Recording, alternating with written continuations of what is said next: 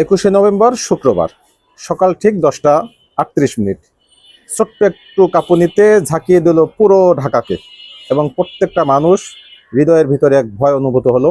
অথচ সত্যিকারের যেদিন কাঁপুনি আসবে, সত্যিকার যেদিন ঝিলজাল হবে, সেদিনের কি অবস্থা হবে?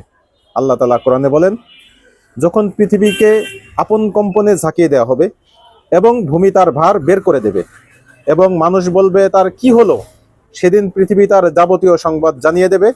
কেননা তোমার প্রতিপালক তাকে সেই আদেশই করবেন। সেদিন মানুষ বিভিন্ন দলে বিভক্ত হয়ে প্রত্যাবর্তন করবে, কারণ তাদেরকে তাদের কৃতকর্ম দেখানো হবে।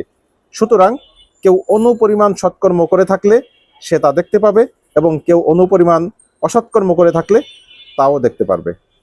এই বিষয়টা আমাদের খুবই সতর্ক থাকা দরকার, আমাদের বিবেককে নাড়া দেওয়া দরকার এবং এই ঝিলঝাল কেন হয় সেই বিষয়টাও আমাদের খুঁজে বের করা দরকার।